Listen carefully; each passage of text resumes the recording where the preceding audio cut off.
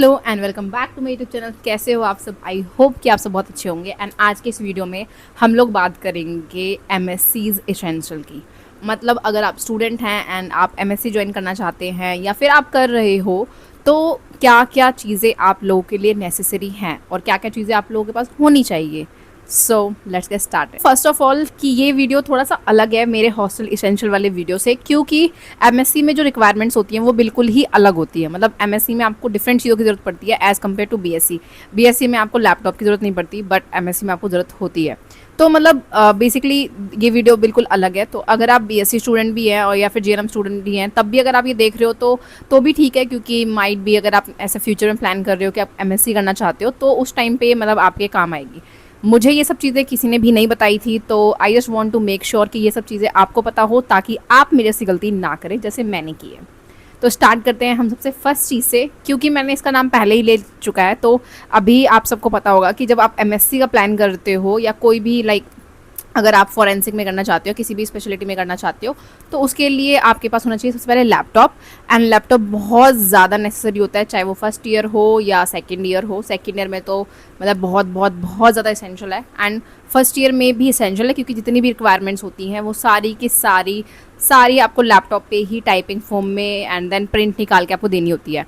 तो first thing is laptop, इसके बिना एमएससी नहीं हो सकती। Second one is printer, of course, क्योंकि इतने सारे प्रिंट्स निकालने होते हैं एंड वो जो सारे प्रिंट्स होते हैं वो मतलब आपको करेक्शन भी प्रिंटिंग फॉर्म में ही मिलती है। मतलब आप पहले कोई भी चीज़ अगर आपको बनानी है तो सबसे पहले आप उसका कंटेंट दोगे, ठीक है, कंटेंट दे दिया आपने अपने टीचर्स को, उसके बाद उस पर करेक्शंस होंगी, देन आप लेसन प्लान बनाओगे, and some time lesson plan पे भी करेक्शन मिलती है, तो दोबारा से आप करेक्ट करके फिर से प्रिंट निकालोगे। तो इट्स बेटर आप बार बार आपको नहीं पता लगता है कि आपको दिन को प्रिंट देने हैं, रात को कोई चीज़ इमरजेंसी में निकालनी है, कुछ भी नहीं पता होता। So it's better to have a printer rather than आप बार बार प्रिंट वाले भैया की शॉप पे जा रहे हो। So second one is printer must have. So third thing, सबसे पहले मैं मतलब इस चीज़ को बताने से पहले मैं बस ये बोलना चाहूँगी कि मेरे आसपास भी लोग थे, मेरे कोलीग्स थे, मेरे और कोलीग्स में भी मेरे फ्रेंड्स थे जो एमएससी कर चुके थे एंड मेरे साथ टीचिंग कर रहे थे, बट किसी ने भी मुझे ये चीज़ नहीं बताई थी जो उनको बतानी चाहिए थी, आई गेस, या शायद उनको लगा होगा कि नहीं ये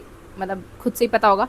तो मुझे किसी ने नहीं बताया था कि आपको लैपटॉप चलाना आना चाहिए। वैसे आजकल की जनरेशन में लैपटॉप बहुत कॉमन है, क्योंकि वो स्कूल का भी एक पार्ट हो चुका है, तो ईजी है, बट स्टिल मतलब हमें नहीं बताया था किसी ने भी कि आपको लैपटॉप में आपको एमएस वर्ड अच्छे से आना चाहिए। क्योंकि मतलब बहुत अच्छे से नहीं, ऐसा नहीं कि परफेक्ट होना चाहिए, बट स्टिल फिर भी आपको बेसिक नॉलेज होनी चाहिए। मुझे नहीं पता थी आपको एमएस वर्ड जो कि इजी होता है, और इसके अलावा मतलब एमएस वर्ड नहीं है, MS Word and then MS Excel आना ही चाहिए। एमएस वर्ड फर्स्ट ईयर में काम आता है और एमएस एक्सेल की आपको ज़रूरत पड़ती है सेकेंड ईयर में, जब आप रिसर्च वर्क करते हो मास्टर शीट बनाने के लिए। So it's very important. जो थर्ड चीज़ है वो यही है कि आप अगर आप लैपटॉप प्लान कर रहे हो लेने का, या फिर आपने ले भी लिया है, तो एमएससी ज्वाइन करने से पहले आपको बेसिक नॉलेज पता हो एमएस वर्ड की एंड एमएस एक्सेल की। फोर्थ थिंग इज़ कि आपके पास साड़ी होनी चाहिए, भर भर के साड़ी होनी चाहिए, जितनी ज़्यादा हो सके उतनी ज़्यादा साड़ी होनी चाहिए। मतलब वैसे तो ये पंजाब वाले कॉलेज में एमएससी में साड़ियों की रिक्वायरमेंट नहीं होती है, वो लोग कोई भी प्रेजेंटेशन वगैरह देते हैं तो वो साड़ी में नहीं देते हैं, वो लोग सूट में ही दे देते हैं। बट अगर आप कहीं और से किसी और स्टेट से कर रहे हो या दिल्ली ऐसे स्टेट से एमएससी का प्लान कर रहे हो, देन मस्ट हैव है साड़ी, क्योंकि यहाँ पे कोई भी प्रेजेंटेशन बिना साड़ी के नहीं होती है। एंड इसके साथ ही आपको साड़ी बांधनी भी आनी चाहिए। अदरवाइज़ आजकल बहुत इजी ऑप्शन है जहाँ पे आप लोग ready to wear ready to wear sari stitch करवा सकते हो, and then you are good to go.